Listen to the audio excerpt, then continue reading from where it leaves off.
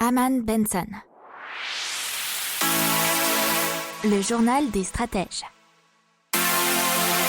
Boris Kalt.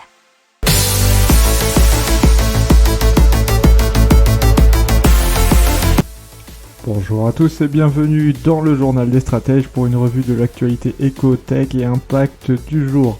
La une aujourd'hui, c'est un village 100% télétravail dans les Pyrénées-Orientales. Dans la tech, on va vous parler de Suna Design, des lampadaires solaires très spécifiques. Et dans l'impact de Innova, le premier bateau à hydrogène au monde. Vous écoutez le journal des stratèges numéro 140 et ça commence maintenant. Donc c'est parti, on commence avec ce village 100% télétravail. C'est à Bajande, une ancienne colonie de vacances abandonnée depuis 20 ans qui va être transformée en résidence 100% télétravail. Et donc Bajande, c'est dans les Pyrénées-Orientales et donc à proximité de la Catalogne et de Barcelone. Et donc ça a intéressé des promoteurs barcelonais apparemment. Alors ce lieu avait été construit en 1953. Ce projet immobilier de 11 000 m² est encore en chantier et est présenté comme le premier village de télétravail en Europe. Pourquoi ? Parce qu'il aura toutes les nouvelles technologies, notamment les connexions haut débit à Internet, mais aussi des systèmes de garderie pour les animaux.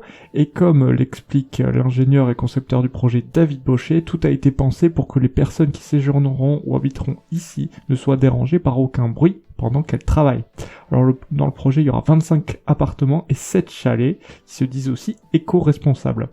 Alors ils s'attendent notamment à un fort pouvoir d'achat de ces nouveaux habitants, ce qui devrait engendrer des retombées économiques pour la commune de Bajande et pour le territoire de Cerdagne. Alors, le nom du projet, ce sont les Nids de Bajande, qui doit être livré en septembre 2022, mais d'autres projets avec une clientèle plus modeste sont encore à l'étude. Allez, on parle de Suna Design, des lampadaires solaires qui sont censés aussi apporter la lumière en France, mais aussi dans le reste du monde, là où effectivement il est un peu plus compliqué d'avoir de l'électricité.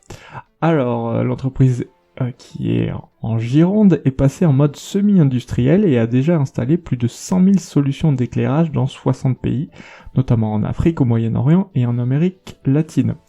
Alors, il faut savoir, nous dit Ignace de Prest, le directeur de Suna Design, que la pénétration du solaire dans l'éclairage public monte plusieurs dizaines de pourcents, alors qu'on doit être à peine à 0,1% aujourd'hui. La plus grosse base à l'étranger de Suna Design se situe au Nigeria. Suna Design propose deux grandes familles de lampadaires, pour l'instant une puissance à 120 watts et 240 watts, qui s'adaptent ensuite aux besoins locaux en termes de température, de couleur, d'optique et de puissance de luminaire. Allez, on continue en parlant de Innova, le premier bateau à hydrogène au monde.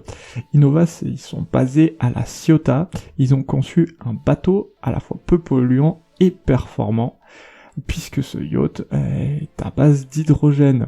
Enfin, son fonctionnement plutôt. Le yacht peut atteindre une vitesse de 26 nœuds, il ne rejette ni CO2 ni oxyde d'azote, de gaz qui sont très polluants. Le bateau dispose d'une autonomie de 8 heures et se recharge en quelques minutes. Il a un fonctionnement hybride qui permet de limiter l'impact sur l'environnement. Alors, une production en série devrait être présentée à Cannes en septembre.